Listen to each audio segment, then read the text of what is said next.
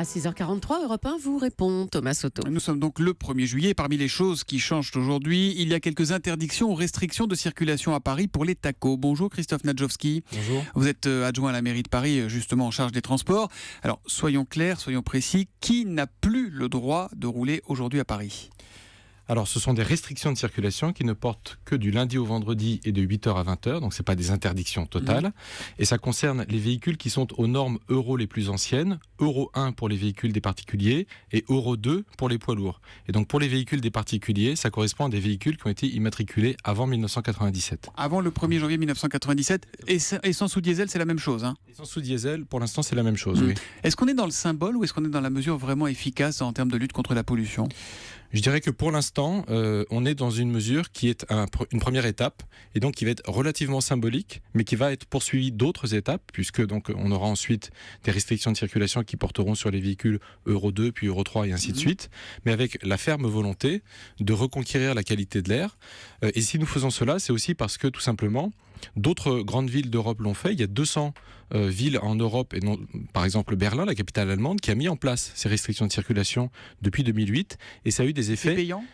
Non, c'est pas payant en termes de qualité de l'air. Voilà. C'est efficace, puisqu'on a eu des réductions durables des niveaux de pollution, notamment aux oxydes d'azote et aux particules fines. Non, vous entendez la critique qui est faite à cette mesure, une sorte de ségrégation automobile par l'argent. En gros, ceux qui ont les moyens d'avoir une voiture propre et récente peuvent rouler, et les autres doivent se débrouiller avec leurs pieds. On entendait encore ce témoignage à 6h30 de cet homme qui disait lui, il n'a pas de choix, il va continuer à rouler parce qu'il n'a pas l'argent pour acheter une voiture.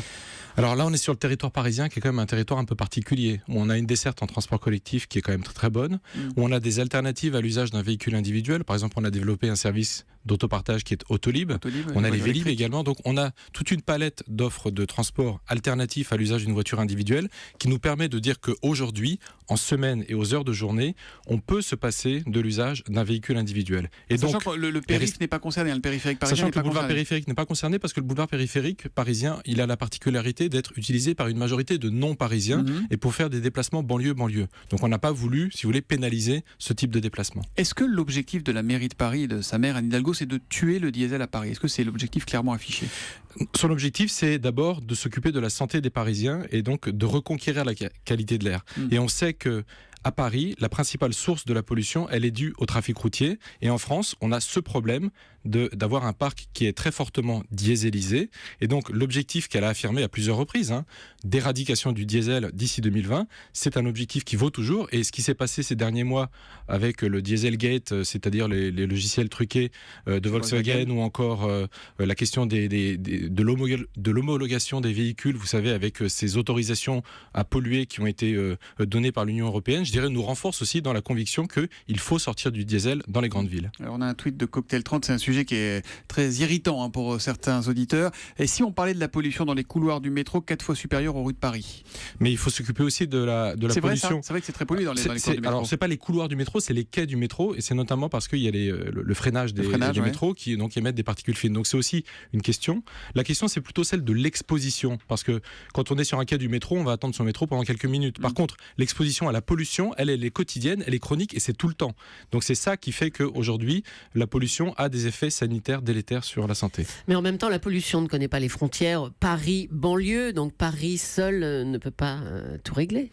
Paris seul ne peut pas tout régler. C'est la raison pour laquelle on travaille avec la métropole maintenant depuis 1 an et demi à avoir un plan métropolitain de lutte contre la pollution, et j'espère que ces mesures d'interdiction pourront concerner les villes de la Couronne. Ce serait plus efficace, c'est évident. Donc des études ont montré là aussi que plus on est sur un périmètre important et plus la mesure est efficace. Et donc ce que l'on souhaite, c'est que l'on puisse étendre cette mesure à d'autres communes de l'agglomération parisienne. Vous avez un calendrier pour ça ou les discussions sont encore embryonnaires ? Alors les discussions sont en cours parce que la métropole elle vient tout juste de naître. Donc, mais ça y est, le mouvement est enclenché. Il y a une volonté d'y arriver. Voilà. Petite question sur les voitures de collection qui datent donc d'avant le 1er janvier 97. Évidemment, elles n'ont plus le droit de rouler, c'est fini ?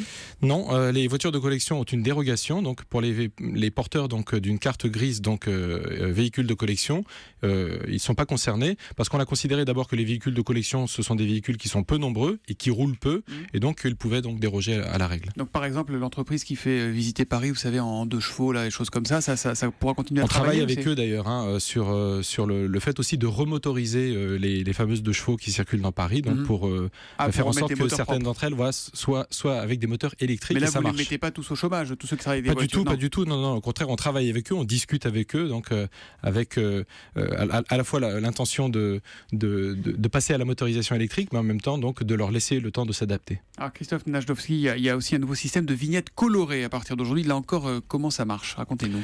Oui, donc ça c'est un système qui a été mis en place. C'est une mesure nationale qui est appliquée pas qu'à Paris, mais qui pourra s'appliquer aussi dans d'autres grandes villes. Je pense par exemple à Strasbourg et à Grenoble, qui sont aussi très demandeurs en la matière.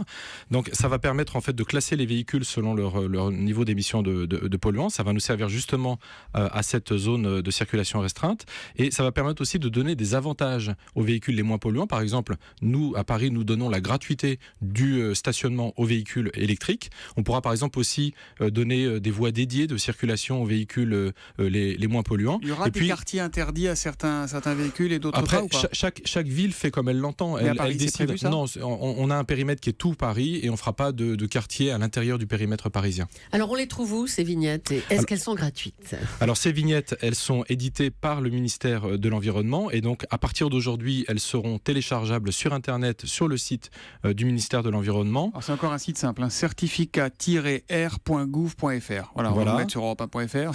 Bon, par contre...